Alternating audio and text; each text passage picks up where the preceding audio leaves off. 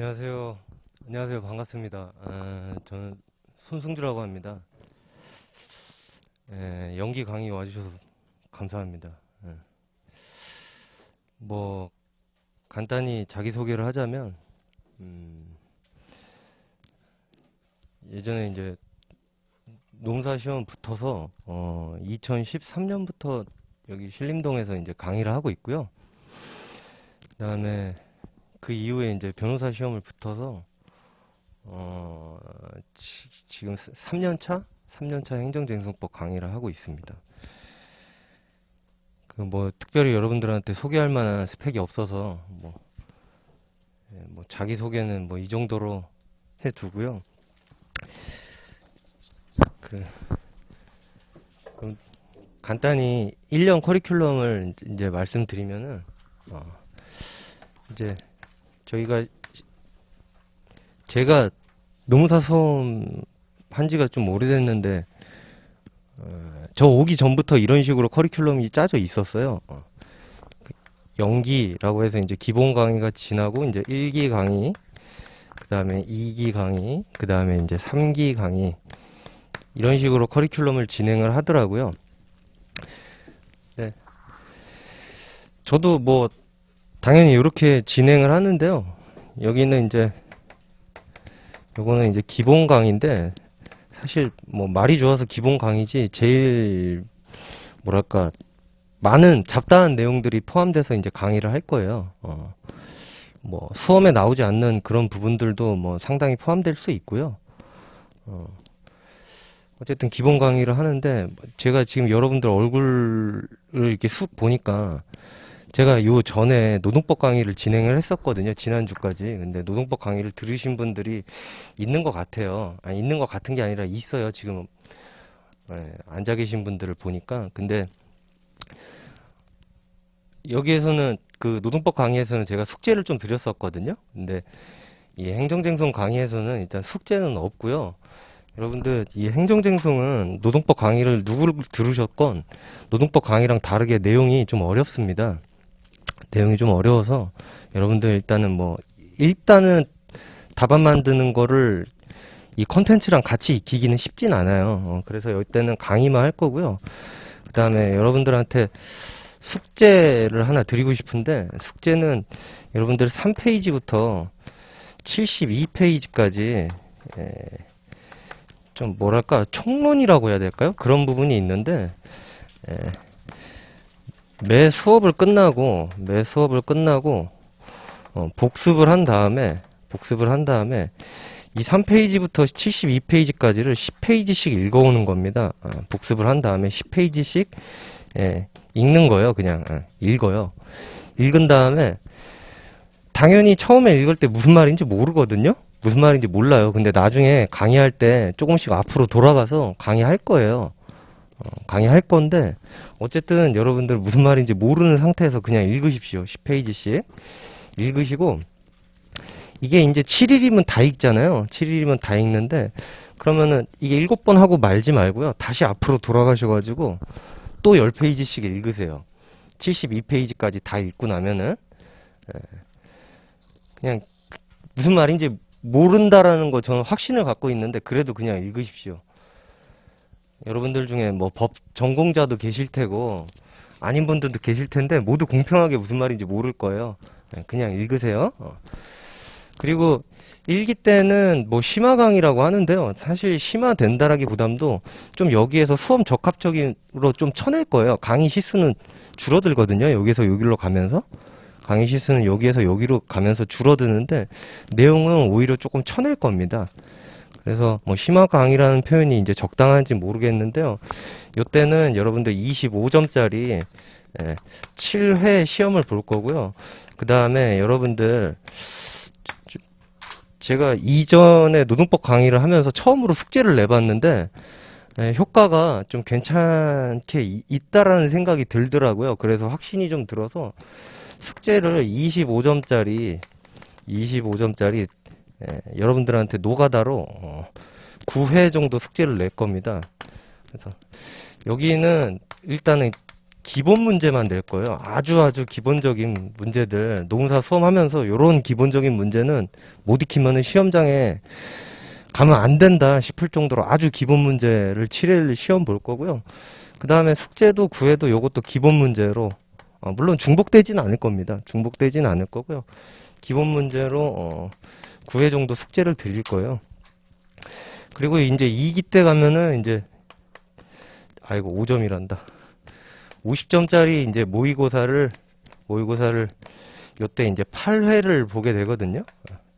네, 8회를 보게 되고 요때는 이제 100점짜리, 저희 실제 시험에서 100점으로 봐요. 알고 계시죠? 저희 실제 시험에서 100점으로 보는데 요걸 여러분들한테 이제 6회를 모의고사를 보게 될 거예요. 근데 이게 강의 시수가 계속 줄어들 거거든요. 계속 줄어들기 때문에 강의 시간은 계속 줄어요. 강의 시간을 주는데 모의고사 보는 시간이 포함되어 있기 때문에 강의는 갈수록 뭐랄까 불필요한 부분을 계속 쳐내고 실제 시험에 나오는 그런 컨텐츠 위주로 강의를 할 수밖에 없습니다. 그렇게 진행될 거고요. 그렇습니다. 제가 강의를 워낙 오랜만에 해서 너무 막 지금 긴장 상태에 빠져 있거든요. 그리고 제가 뭐 여러분들도 익히 아시고 오셨다라는 생각이 들지만 제가 숙기가 굉장히 없는 사람이에요. 그래갖고 첫 시간에 이제 다소 횡설수설 할 수 있는데 분위기 참 썰렁하네요. 예. 근데 아무튼 전체적으로 이렇게 진행할 거고요. 숙제는 딱 그냥 1기 때만 숙제를 낼 겁니다. 1기 때만 숙제를 낼 거고 그 외에는 숙제는 없을 거예요. 근데 여기는 이 연기 때 정말 여러분들이 어려운 고비를 맞게 될 텐데 이분들 제가 생각할 때는 한 절반 정도? 절반 정도까지 이제 12회지 않습니까? 근데 한 6회나 7회 정도 가다 보면은 서서히 무슨 말인지 알 것 같다 라고 하는 생각이 조금씩 들 거예요. 그리고 이제 전체적으로 다 돌리고 나면은 대강 무슨 말인지 알 것 같다. 대강. 그만큼 어렵습니다. 여러분들 노동법 누구 강의를 듣고 오셨던지 간에 노동법 할 만한데? 라는 생각이 들었을 수도 있어요. 근데 그것보다 훨씬 어렵습니다. 그것보다 훨씬 어려운데 나중에 한 이 정도쯤 됐을 때 행정쟁송 좀 알 것 같다라고 생각이 든다면은 여러분들 나중에 이게 정말 효자 과목이 될 거예요. 행정쟁송이. 왜냐면은 처음에 진입장벽은 노동법보다 확실히 높은데요. 막판에 갔을 때 외울 게 노동법보다 확실히 적습니다. 확실히 적고 그 다음에 틀림없는 건 여러분들 중에 당연히 선택 과목 점유율이 경영조직이 가장 높은 걸로 알고 있는데 경영조직에 비해서 외울 게 훨씬 적습니다. 훨씬 적은 그런 부분인데 처음에 이제 진입장벽이 높아서 아마 조금 힘드실 거예요. 하여간 그렇습니다. 하여간 그렇고요. 그리고 아는 얼굴이 많아서 이런 말을 또 해도 될지 좀 걱정스럽긴 한데 여러분들 지금 노무사, 공인 노무사라는 이제 시험을 준비하고 있잖아요. 제가 개인적으로 겪은 이 노무사라는 자격증은 정말 좋은 자격증입니다. 정말 좋은 자격증이고요. 물론 세상에 이 노무사라는 자격증을 가지고 전혀 안 쓰시는 분들이 있는 거는 사실이에요. 물론 팩트입니다. 노무사라는 자격증을 가지고도 전혀 활용하지 않으시는 분들이 실제로 존재하는 건 사실이고, 그렇지만은 이런 얘기도 있죠. 이 노무사라는 자격증이 예컨대 이제 인터넷에서 노무사 별로다 이렇게 표현하시는 분들도 있어요. 실제로 노무사 라이센스를 갖고 계신 분이 그런 표현을 하는 것도 저도 들어봤는데, 어느 자격사나 다 마찬가지지만 당연한 얘기지만 모든 자격사가 예를 들어서 의사라는 카테고리 안에 있는 사람들이 다 똑같은 돈을 벌면서 사는 건 아니에요.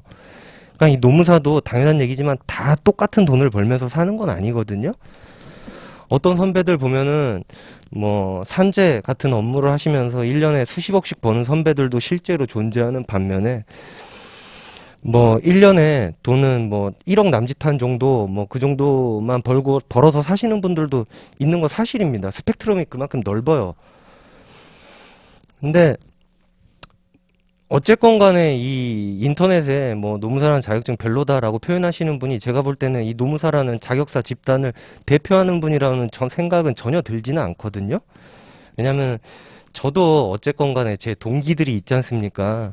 근데 저도 제 동기들이나 후배님들을 보면서 어느 정도 버는 수준을 보기 때문에 그렇게 인터넷에 별로다라고 표현하시는 분들이 절대 이 집단을 대표하는 분들이라는 생각은 들지는 않고요. 상당히 좋은 자격증이고, 그 다음에 이제 뭐 개업 자격증으로 훌륭할 뿐만 아니라 개업 자격증으로 훌륭할 뿐만 아니라 제가 볼 때는 취업 자격증으로도 아주 훌륭한 자격증이에요. 취업 자격증으로도 아주 훌륭하고, 취업 자격증으로 봤을 때 여러분들 뭐 기업에서 법무사를 요구한다라고 하는, 여러분들 뭐 사람인 같은 공채 사이트 들어가 본 적 있으실 겁니다. 근데 사람인 같은 데서 일반 기업에서 예를 들어서 법무사를 뽑는다 라는 거는 많이 못 보셨을 겁니다. 많이 못 보셨을 거예요. 일반 기업에서 관세사를 뽑는다, 역시 이런 것도 많이 못 보셨을 거예요. 근데 노무사를 뽑는 경우는 아마 여러분들 많이 보셨을 겁니다. 그만큼 기업에서 많은 필요로 하는, 많이 사람을 뽑는 그런 자격증이거든요. 그렇기 때문에 취업 자격증으로도 아주 훌륭합니다. 개업 자격증으로도 아주 훌륭하고, 그렇기 때문에 여러분들이 어쨌거나 발을 들여놓으셨으니까 이 자격증에 대해서 확신을 좀 가지셨으면 좋겠어요. 여러분들 앞에 보고 있는 이 손승주라는 사람도 그냥 사실 이런 자격증이 없으면은 그냥 아무것도 아닌 사람이에요. 그냥 진짜 아무것도 아닌 사람인데, 그래도 밥 벌어먹고 살고 있는 거 보니까 정말 좋은 자격증임은 틀림없어 보입니다.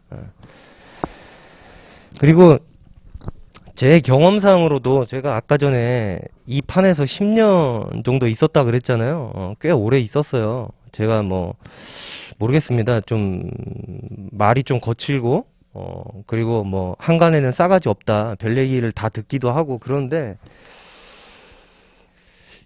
이 틀림이 없는 거는 굉장히 현실적인 사람이에요, 제가. 틀림없는 거는 굉장히 현실적인 사람이고, 그리고 뭐 10년 동안 많은 분들을 봐왔어요. 많은 분들을 봐왔는데, 제가 현실적으로 겪어본 바로는 이 자격사 준비를 하면서 이게 이제 1차 진입장벽이 상당히 낮습니다. 저희 시험이 1차 진입장벽이 1차 시험 합격률이 50% 이상에 이를 만큼 진입장벽이 낮은 편이에요. 여러분들도 아마 대부분 문과 출신이실 텐데 아마 잘 익히 아시다시피 같은 문과 안에서 이제 대표적인 자격증이라고 하면 회계사 같은 것이 이제 문과에서 많이들 취득하는 그런 자격증으로 알고 있는데, 회계사 1차 붙는 것과 저희 시험 1차 붙는 것은 정말 많이 다를 정도로 회계사는 1차가 어려운 반면에 저희 시험은 1차 관문이 상당히 낮아요. 그러다 보니까 진입하시는 분들이 분명히 있는 걸로 알고 있거든요. 근데 저희 시험은 이제 2차로 넘어가면은 그냥 단순히 이 응시자 있잖아요. 2차 시험 보겠다고 접수하신 분들, 그런 분들 기준으로 합격률을 계산해 보면은 저희 시험이 10%가 되지 않습니다. 채 합격률이 10%가 채 되지 않아요. 그러니까 잔인하게 얘기하면은 시험을 봐보겠다라고 아주 단순하게 시도해본 분들 중에서 10명 중에 9명 이상이 떨어진다라는 거예요. 그만큼 2차가 붙기는 상당히 어렵습니다. 물론 2차만 붙으면 3차는 99.9% 합격입니다. 아주 극단적인 경우를 빼고는 2차만 붙으면 3차는 그냥 붙는 거예요. 가갖고 아주 뭐 면접관들한테 무례한 얘기를 하지 않는 한, 그러니까 사실 이거는 별 의미는 없는 거고, 이건 별 없는 거고, 이게 상당히 좁은 문인데, 뭐냐면은 여러분들 이게 이제 불합격을 피해야 돼요. 불합격을 피해야 되는데, 제일 쉽게 이제 불합격하시는 분들이 공부 안 하는 분이에요. 공부 안 하는 분인데, 제가 최근에 했던 노동법 강의 시간에도 이런 얘기를 엄청 많이 했어요. 정말 물릴 정도로 많이 했거든요. 공부를 안 하시는 분들이 상당히 많아요. 여러분들도 스터디 카페 그런 데 가보셨잖아요. 독서실도 가보고. 가보면은 그냥 컴퓨터만 켜놓고 인강 틀어놓고 공부 안 하시는 분들 되게 많단 말이에요. 불합격을 피할 수 있을 가능성이 없습니다. 이분들은 그냥 무조건 불합격이에요. 그냥 무조건 불합격입니다. 공부를 안 하시면 굉장히 열심히 하셔야 되고요.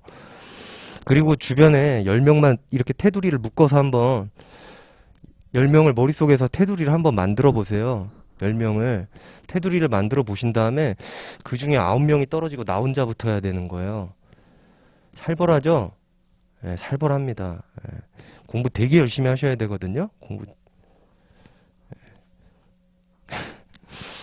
근데 너무 쫄지 마세요. 미안한데 응시자가 6,000명이라고 하면은 한 3,000명 정도는 그냥 봐보는 분들이에요. 사실상 그냥 봐보는 분들입니다. 절반은. 예. 그러니까는 테두리로 5명 묶어서 그 중에 내가 붙어야 되고 나머지 4명이 떨어져야 된다. 이렇게 생각하는 게 사실 합리적인 판단이에요. 왜냐하면 그냥 봐보시는 분들이 수가 상당하기 때문에. 근데 그럼에도 불구하고 응시자는 많긴 많죠. 현실적으로. 그리고 이제 제일 안타까운 분들이 이런 분들이에요. 저는 공부를 해본 적이 없습니다. 공부를 해본 적이 없습니다. 라고 하면서 어떤 방법으로 해야 되나요? 공부 방법을 계속 물어봐요. 공부 방법을 계속 물어보는데 아무런 의미가 없습니다. 예, 공부 방법에 관해서 물어보는 거는 전혀 아무런 의미가 없고요. 만약에 어떤 사람이 어떤 특정 강사분께서 공부하는 방법을 알고 있어서 한번 여러분들 냉정하게 생각해 보세요. 여러분들 다 성인이시잖아요.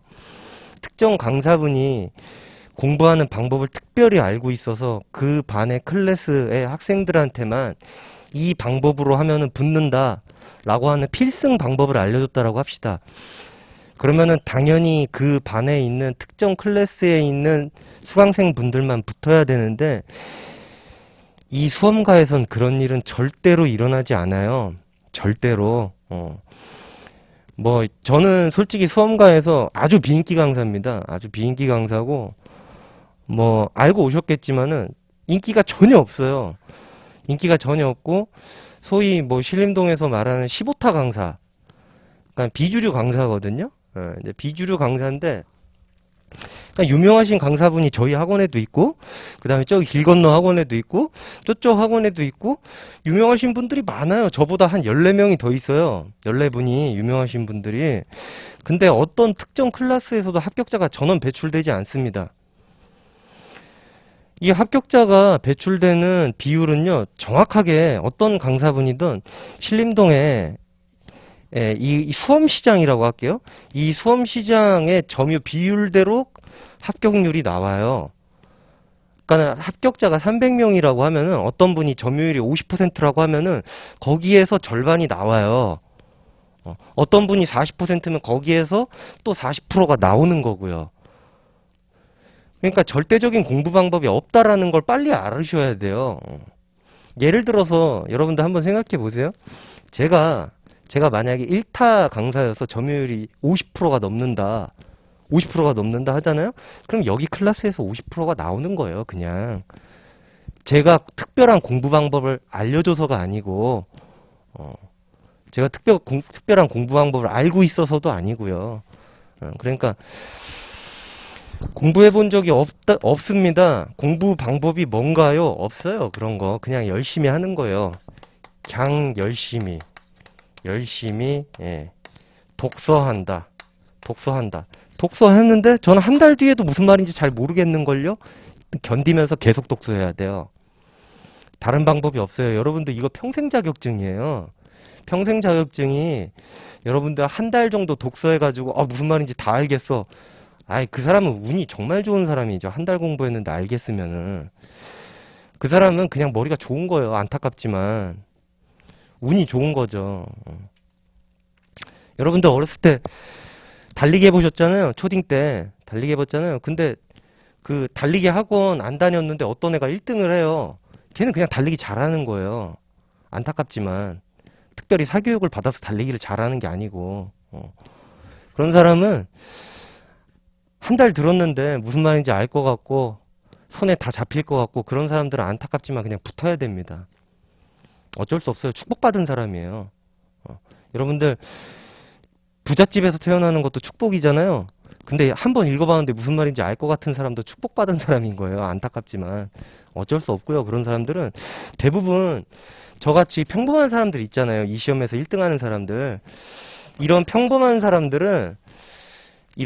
사람들은요. 한 번 읽어봐서 무슨 말인지 몰라요.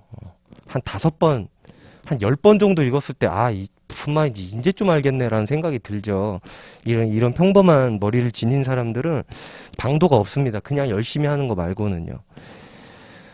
그냥 뒤질 때까지 읽어야겠다. 그리고 공부를요. 쉬면 안 됩니다. 쉬면 안 돼요. 공부를 쉬면 안 돼요.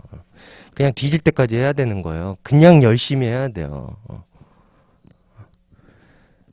죄송합니다. 첫날부터 우울한 얘기를 해서 제가 현실적인 사람이라서 그리고 인터넷 열심히 하시는 분들이 있어요. 인터넷 열심히 하시는 분들이 있는데 이제 그만 열심히 하셔도 돼요. 인터넷에서 계속 자료만 찾아봐야 여러분들한테 크게 도움되는 거 없어요. 근데 예를 들어서 뭐 이런 거 있잖아요. 내가 오늘 손승주 수업을 들어봤는데 좀 잘 모르겠다 라고 해서 이제 어딘가에다 글을 올립니다. 글을 딱 올렸는데 여기에서 이제 댓글이 예를 들어서 그러면은 뭐 예를 들어서 A로 갈아타세요 뭐 이런 댓글이 달리잖아요. 그럼 2분 믿고 A로 빨리 갈아타시면 돼요. 2분 믿고 빨리 A로 갈아타시면 됩니다. 그런데 이제 A로 갈아탄 다음에 오늘 A 수업을 들었는데 무슨 말인지 여전히 모르겠어요 라고 글을 올립니다. 그러면 그 밑에 또 댓글이 달려요. 그럼 B 선생님 정말 좋아요 라고 댓글이 달려요. 그러면 B로 빨리 갈아타시면 돼요. 그러니까 무슨 말이냐면요. 이렇게 줏대 있게 행동을 하면요. 계속 갈아만 타다가 계속 갈아타게 되는 거죠. 영원히 갈아타게 되는 거예요. 갈아만 타다 끝나는 거죠.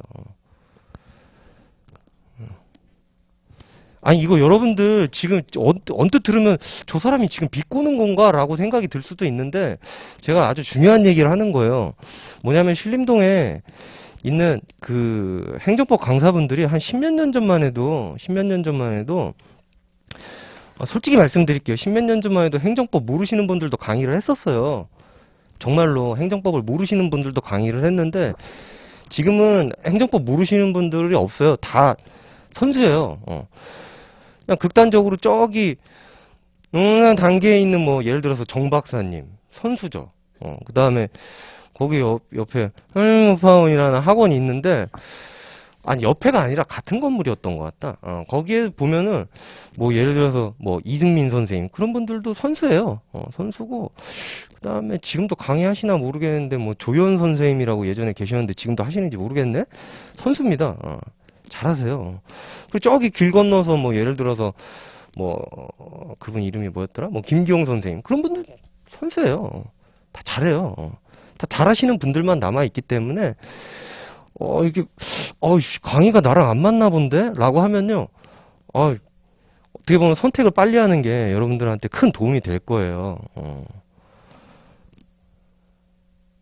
진짜입니다.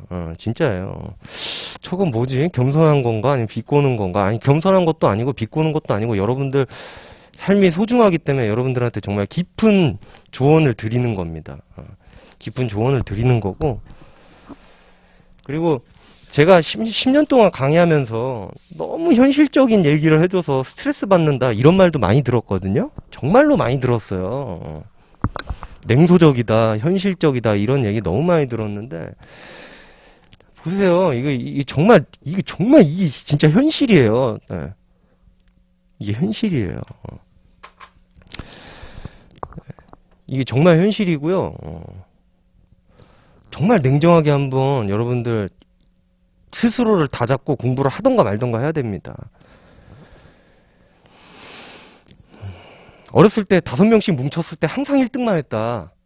라고 하면 하셔도 됩니다. 계속. 하셔도 되고, 5명씩 뭉쳤을 때 3, 4등 했는데, 나 이번에는 1등 할 각오를 하겠다 하셔도 돼요.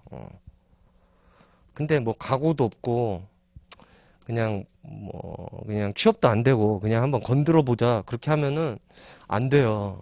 안 되는 거고, 여러분들 살면서 임전무태라고 들어보셨죠?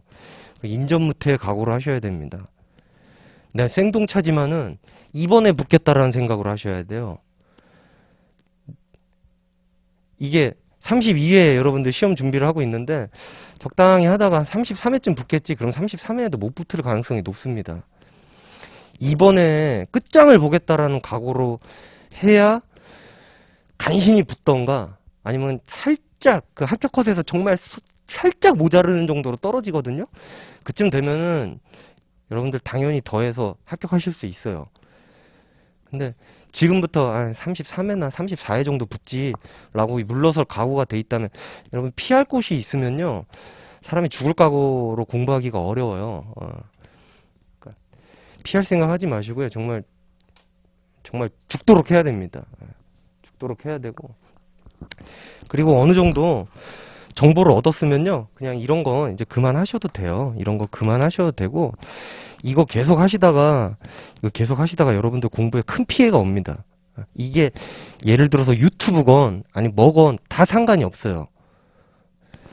시간이 남으면요. 여러분들 체력을 위해서 차라리 주무십시오. 그게 여러분들한테 도움이 됩니다. 시간이 남는다면.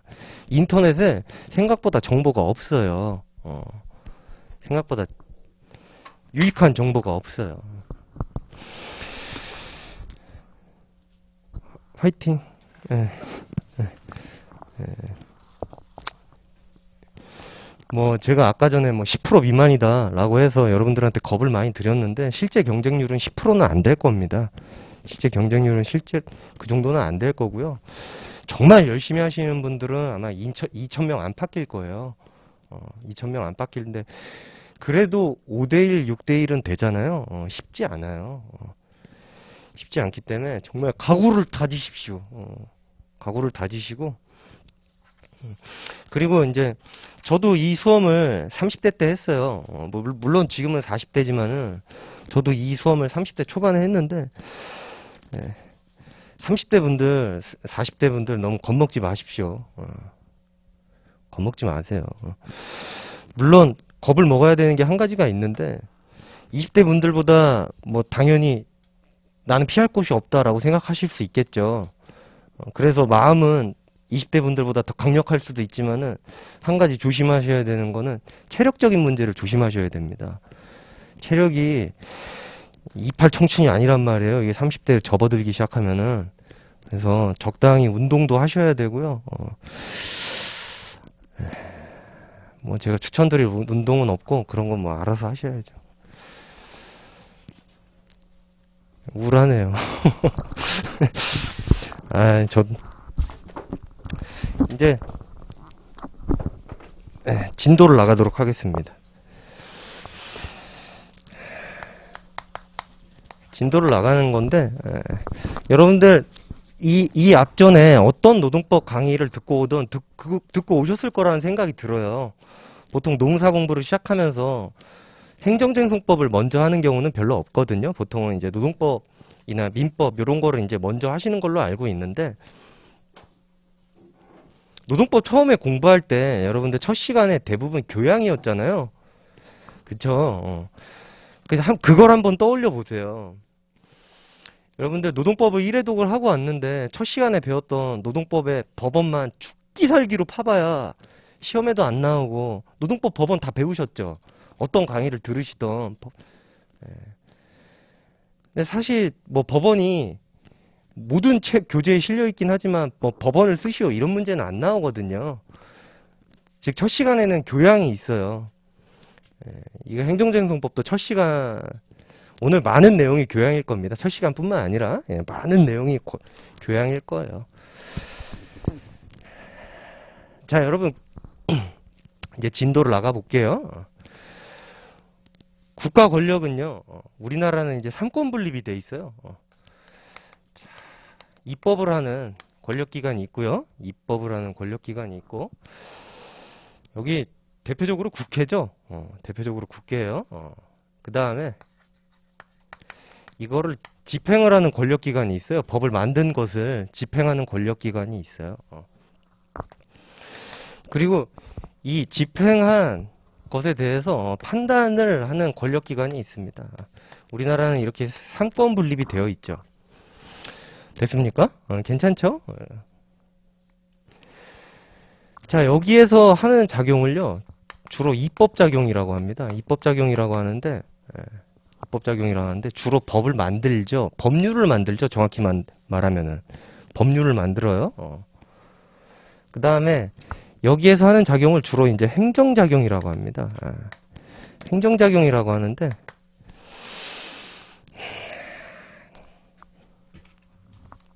이 얘기는 이따가 하고, 행정작용이라고 합니다. 그 다음에 이 작용에 관해서 여기에서는 주로 판단을 해요. 뭐 사법작용이라고 그래요. 옳다 그르다라고 판단을 하는데 이 사법작용의 대표적인 게 이제 재판입니다. 재판인데 재판은 크게 세 가지로 나뉘어져요. 하나는 이제 판결이라는 걸 하고요. 그다음에 또 하나는 이제 결정이라는 걸 하고요. 또 하나는 이제 명령이라는 걸 합니다. 여기 있는 이런 것들은 나중에 연기 중에 여러분들한테 한 번씩 다 보여드릴 거예요. 요런 게 판결이고, 요런 게 결정이고, 요런 게 명령이더라. 라고 여러분들한테 한 번씩 다 보여드릴 겁니다. 자, 그런데 여기에서 만든 법들을 좀 쪼개서 살펴보면은, 크게 이제 사법과 공법이 있어요. 공법이 있는데, 여기 있는 요 사법하고 여기 있는 요 사법하고 한자가 달라요. 여기는 우리가 입법부, 행정부, 사법부 할 때 그 사법 할 때 요 사법하고요. 여기 있는 요 사법은 다릅니다. 요거는 여러분들 사사롭다, 사인의, 사적인 이런 표현 들어봤죠? 그 사법이에요. 사적인 법이에요. 그 다음에 여기 있는 요 공법은요, 여러분들 공익, 공적인, 이런 표현들 들어봤죠? 공공의, 이런 표현 들어봤죠? 그 공법입니다. 그 공자예요. 자, 여기 사법은 대표적인 게 이제 여러분들 1차 시험에 나오는 민법이나 그 다음에 상법 등등등이 있어요. 대표적인 게 이제 민법이나 상법 이런 것들이 이제 사법입니다. 사법이고요. 여기 있는 공법은요. 크게 이제 행정법하고요. 행정법하고 이제 행정법 외의 공법이 있어요. 행정법하고 행정법 외의 공법이 있습니다. 여기 있는 행정법 외의 공법은 여러분들 들어보셨는지 모르겠는데 들어봤겠죠. 헌법, 그 다음에 이제 형법, 지금 이거 공적인 법 얘기를 하는 거예요. 형법, 그 다음에 이제 형사소송법, 그 다음에 뭐 예를 들어서 민사소송법 등등등 이런 것들이 행정법 외의 공법입니다. 행정법 외의 공법이에요. 자, 그 다음에 이 행정법은요. 행정법은 여러분들 공부하면서 한 번쯤 접속해 본 적이 있는지 모르겠는데 법제처 법령정보센터라는 그런 어플리케이션 뭐 그런 거 하나씩 깔고 계실 수도 있어요. 혹은 안 깔고 계셨어도 접속을 해봤을 수도 있어요. 접속을 해봤을 수도 있는데 이 행정법은요. 법제처에서 홍보하기로는 국내에 6,000개 이상의 행정법 너무 어려우셨죠? 이렇게 홍보를 하더라고요. 국내 6,000개 이상의 행정법 너무 복잡하셨죠? 그래서 여기에 기본이 되는 법 행정기본법을 만듭니다. 뭐 이러면서 재작년에 막 홍보를 하더라고요. 행정법은 국내에 있는 게 법제처의 그 광고 영상에 따르면 6,000개가 넘는다라고 합니다. 여러분들이 이 6,000개가 넘는 이 행정법을 다 안다, 다 알고 싶다라고 하면요. 죽을 때까지 공부해도 다 몰라요. 죽을 때까지 공부해도 다 모르고요. 그걸 알아야 여러분들이 시험에 붙을 수 있는 것도 아니고요. 그리고 6,000개가 넘는 이 행정법에 대해서 모든 걸 정통하고 있는 사람은 국내에 없습니다. 아니, 이런 데서 혹시 의심이 드신다면은 답이 없어요. 그냥 아닌데 내가 알고 있는 어떤 사람은 이 6,000개 국내 공법에 관해서 모든 걸 다 알고 있는데 라고 생각이 드신다면은 그래요. 그래요. 없어요. 어쨌든 없고, 자, 이 행정법은요, 여기 있는 요 행정에 관한 국내 공법이에요. 행정에 관한 국내 공법입니다. 이 행정법은 저 행정에 관한 국내 공법인데요. 크게 카테고리를 쪼개보면요, 이렇게 세 가지로 나뉘어집니다. 이 행정의 조직에 관한 법이 있고요. 그 다음에 행정의 작용에 관한 법이 있고요. 그 다음에 행정의 이 구제에 관한 법이 있어요. 구제에 관한 법이 있는데, 뭐 6,000개가 넘다 보니까 당연히 저도 다 모르죠. 저도 몰라요. 솔직히. 저 6,000개가 넘는 거 다 모르는데, 이 조직에 관한 법으로서 대표적인 게 이제 정부조직법, 이라는 게 있고요. 뭐 더 있어요. 겁나 많아요. 셀 수도 없이 겁나 많고요. 그 다음에 여기 있는 이 구제는 크게 두 가지로 쪼개보면은 이제 손해 전보에 관한 법들이 있고요.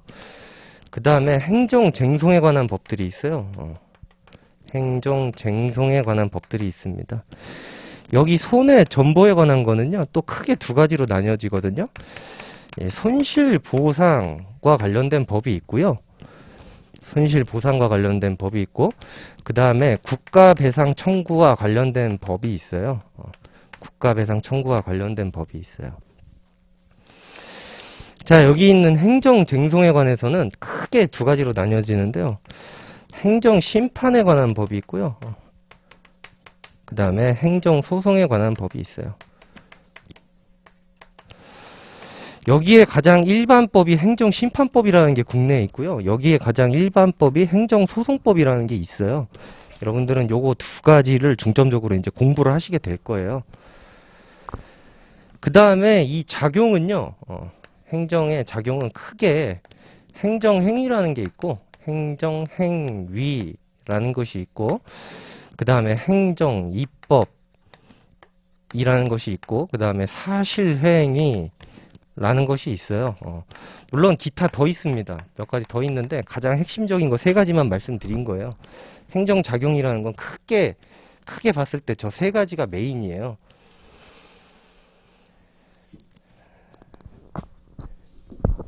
금방 칠판 좀 지울게요.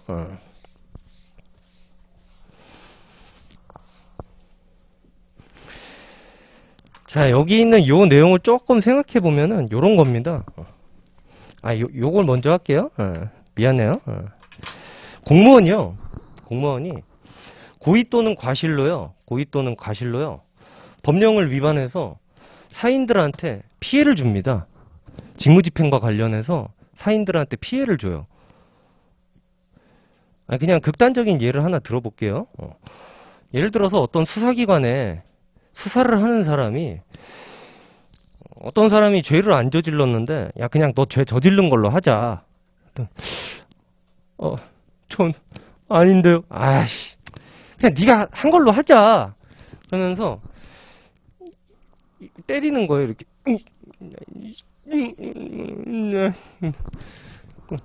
연락 때려요. 그랬더니 이제 너 한 거 맞지? 아닌데 너 아직도 정신 못 차렸어? 그러면 이걸로 더 맞아. 만신창이로 얻어맞구나. 이제 네가 한 거 맞지? 네. 언제 했어? 잘 모르겠. 아직도 몰라? 3월 17일이요. 아니야, 3월 17일 아니야. 3월 23일이야. 다시. 이 자식아. 3월 23일이요. 그치? 야, 그냥. 너는 좀 아닌 것 같다. 내가 불러주는 대로 그냥 적어라. 네. 그냥. 네, 공무원이 고의 또는 과실로 법령을 위반해서 직무집행과 관련하여 타인한테 손해를 가하는 경우가 있어요. 그러니까 쉽게 말해서 나쁜 짓을 한 거죠. 나쁜 짓을 한 건데 이럴 땐 국가한테 배상을 받아야 되지 않겠습니까? 그거랑 관련된 법이에요. 대표적으로 국가배상법이 있습니다. 자, 여기 있는 이 손실보상은요.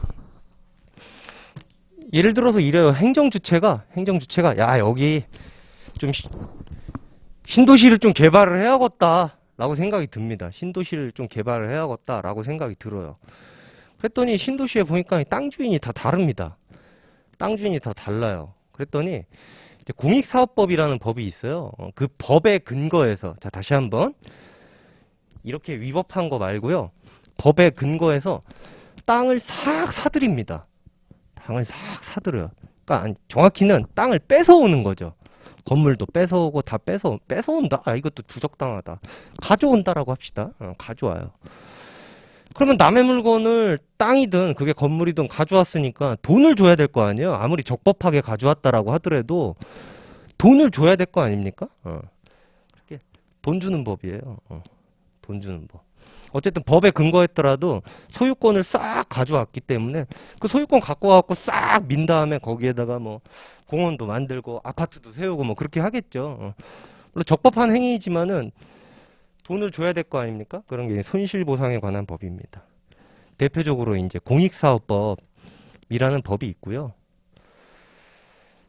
그 다음에 혹시 여러분들 재개발, 재건축 이런 거 들어보셨어요? 뭐 한 번쯤 다 들어보셨을 거예요. 20대 분들이라도 재개발, 재건축 들어보셨을 텐데 도시정비법이라는 법이 있어요. 그런데 근거해서 싹 가져온 다음에 돈을 주는 그런 법들입니다. 여기까지 괜찮아요? 근데 사실상 여기는 우리가 공부해야 되는 분야랑은 조금 거리가 있습니다. 필요한 부분만 살짝만 공부하면 돼요. 필요한 부분만 살짝만 공부를 하면 돼요. 그 다음에 이거 행정심판법의 일반법으로 행정심판법이 있다라고 했고요. 행정심판법이 있다라고 했고, 그 다음에 이 행정소송의 일반법으로 행정소송법이 있다라고 했습니다. 자, 그러면은 이 행정소송법에서 행정소송의 종류를 좀 살펴볼게요. 행정소송의 종류를 살펴보면 여러분들 행정소송법 3조를 한번 펴보십시오. 행정소송법 3조.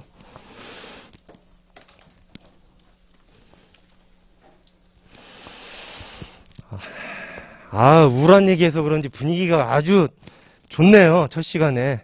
좋습니다. 다들 표정도 침울하고 아주 좋아요.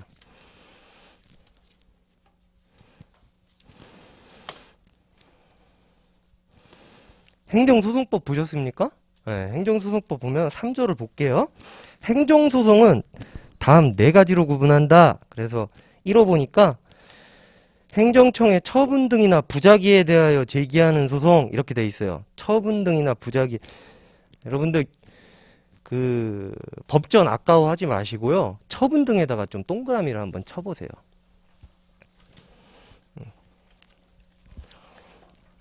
혹시 본인 거 아니시면은 괜찮습니다. 본인 거 아니면은 뭐 남의 책에다가 하실 필요는 없으니까. 근데 본인 거면은 처분 등에다가 좀 동그라미를 쳐보세요. 자, 그 다음에 2호 보면 행정청이 처분 등을 원인으로 하는 법률관계에 관한 소송, 그 밖에 공법상 법률관계에 관한 소송으로서 그 법률관계 한쪽 당사자를 피고로 하는 소송이라고 써 있고요. 3호 민중소송, 4호 기관소송 이렇게 써 있는데 읽어보진 않을게요. 3호, 4호는. 자, 종류를 보면은 크게 이렇게 4가지로 돼 있어요. 하나는 항고소송.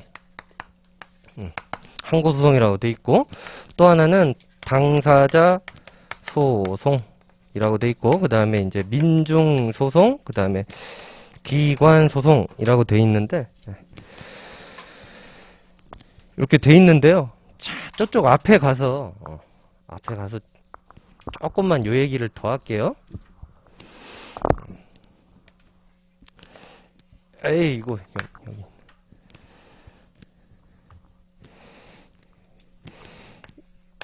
얘네에 관한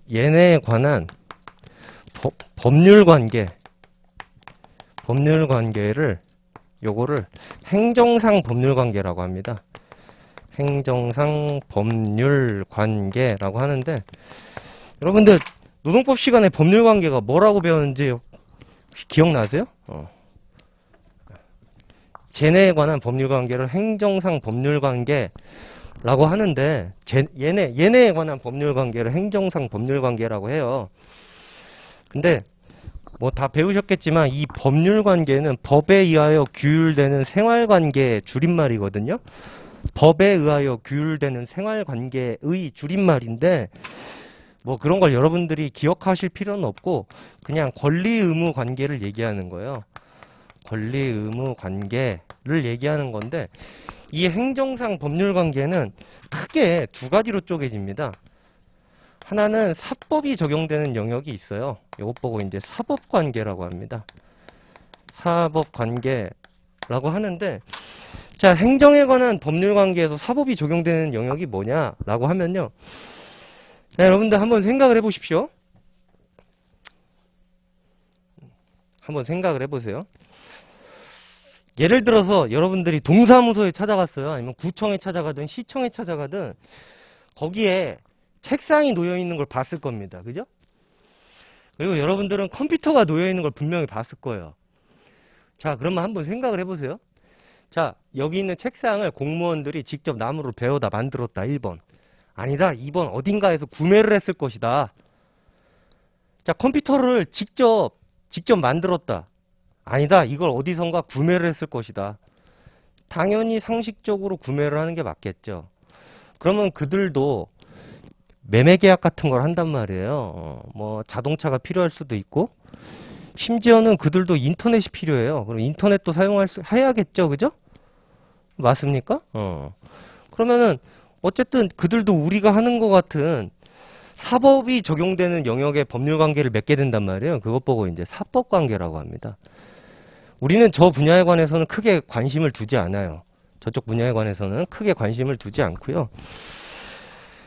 그 다음에 공법이 적용되는 행정상 법률 관계를 공법 관계라고 합니다. 공법 관계라고 하는데 이 공법 관계는 크게 또 두 가지로 쪼개져요.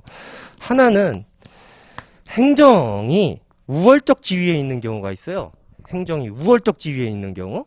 이것 보고 이제 권력 관계라고 합니다. 권력 관계라고 하고 행정과 그 다음에 상대방이 대등한 지위에 놓이는 경우가 있어요. 이것 보고 비권력 관계라고 해요. 비권력 관계라고 하는데 자, 여기 있는 비권력 관계는 여기 있는 당사자 소송으로 다퉈서 해결합니다. 비권력 관계는 당사자 소송으로 다퉈서 해결을 해요. 당사자 소송으로 다퉈서 해결하고요. 자, 그 다음에 여기 있는 이 권력 관계를 조금 땡겨 올게요. 권력 관계를 조금 땡겨 오면은 자, 여러분들 법전에 사무에 동그라미 쳐져 있는 부분이 뭐라고 돼 있어요? 처분 등에 동그라미가 쳐져 있죠.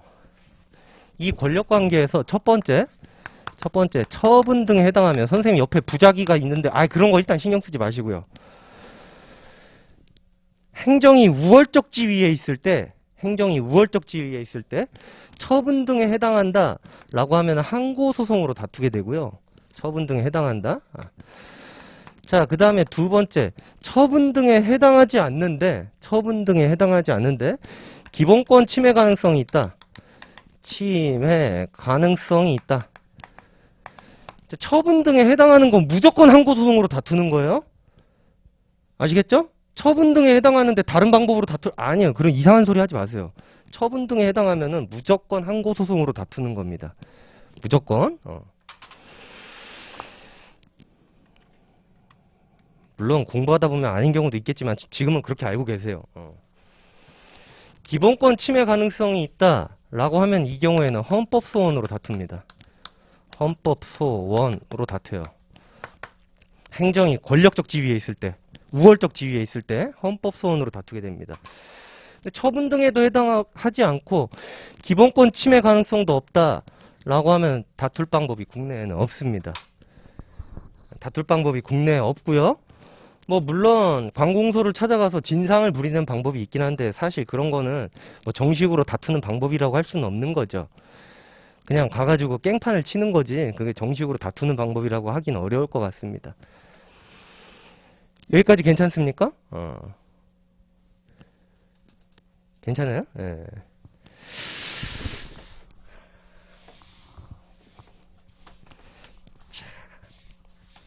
금방 지울게요. 자, 여기 항고소송을 보시면요. 자, 4조를 보세요. 4조를 보시면은 행정소송법 4조를 보세요. 4조 항고소송의 종류가 또 나옵니다. 항고소송을 구분한다라고 돼 있죠. 그래서 처음에 이제 취소소송이 나옵니다. 취소소송이 나오고요. 아휴, 또 4칸을 그렸냐. 그 다음에 두 번째 무효등 확인소송이라는 게 등장을 합니다. 무효등 확인소송이라는 게 등장하고, 그 다음에 부작위 위법 확인소송이라는 게 등장을 합니다. 확인소송이라는 게 등장을 해요. 여기까지 괜찮습니까?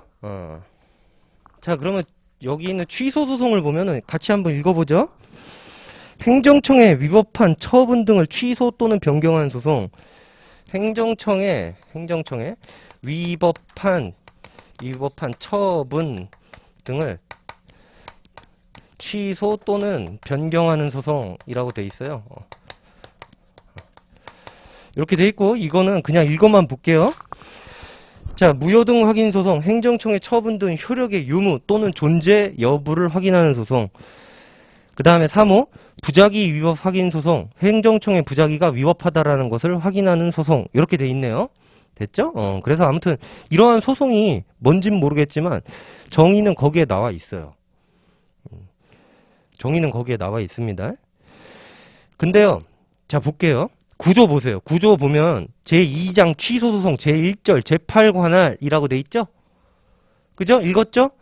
자, 2장 취소소송이라고 돼 있는데, 자, 구조부터 몇 조까지가 취소소송인지 한번 살펴보세요. 한번 찾아보세요. 여러분들이 넘기면서, 페이지를 넘기면서. 30조까지입니다. 미안해. 34조까지예요. 미안. 34조까지예요. 됐죠? 그런 다음에 취소소송 외 항고소송이라고 돼 있어요. 항고소송은 이렇게 3개인데 취소소송 외 항고소송이니까 요거 2개 말하는 겁니다. 요거 조문 몇 개 있어요? 4개 있어요. 4개. 됐습니까? 그 다음에 당사자 소송 몇 개 있습니까? 6개 있죠. 당사자 소송 6개 있고, 그 다음에 5장 민중소송 및 기관소송 이렇게 해갖고 2개 있죠. 2개 있잖아요. 그러면 여러분들 딱 느껴지실 거예요. 아, 이거는 조문 2개. 그죠? 요거 조문 2개. 요거는 6개. 6개 있고, 그 다음에 요거는 4개 있고, 이렇게 있고, 나머지는 다 얘네? 라고 하는 게 느껴질 겁니다. 그죠? 우리의 행정소송법은요, 취소소송 중심주의를 취하고 있어요. 그래서 취소소송을 잘 공부한 다음에 취소소송에 있는 걸 땡겨다가 활용하는 방식을 취하고 있거든요. 취소소송을 잘 공부한 다음에 취소소송에 있는 내용을 땡겨다가 그냥 그대로 활용하는 방식을 취하고 있어요. 그걸 준용한다라고 하는데 그 표현은 나중에 입에 붙으실 거예요. 그래서 여러분들은 취소소송을 오지게 공부하시면 됩니다. 취소소송을 오지게. 취소소송이 70% 이상이다. 무효등 확인소송하고 부작위 위법 확인소송도 취소소송을 땡겨다 쓰는 방식을 취하고 있기 때문에 그렇게 공부하면 됩니다. 그렇게 공부하면 되고요.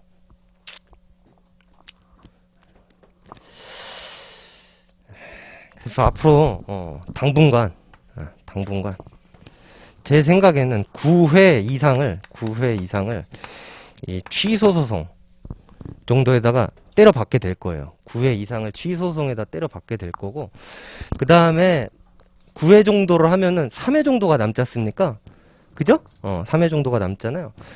거기에서 요거, 그 다음에 요거, 그 다음에 여기 있는 요 행정심판, 요것도 행정쟁송이니까. 여러분들 우리 과목 이름 아시죠? 행정쟁송법이에요. 그렇기 때문에 요거 정도를 공부하고, 여기 있는 거 요거는 여러분들 시험에 안 나온다라고 생각하시면 됩니다. 민중소송하고 기관소송은 시험에 안 나오신다라고 생각을 하시면 돼요. 그럴 리가 없는데 라고 생각하시면은 공부는 끝나지 않아요. 그럴 리가 없는데. 이것도 조문이 두 개가 있는데, 그럼 계속 그렇게 생각하시면은, 그러면 하시면 됩니다. 그러면 하시면 되고요. 안 나옵니다. 안 나와요. 그럴 리가, 아니요. 안 나와요. 안 나와요. 일단은 저희 행정소송법에 민중소송이 없어요. 조문이 있는데, 아니에요. 45조 보실래요? 45조? 45조 한번 보세요.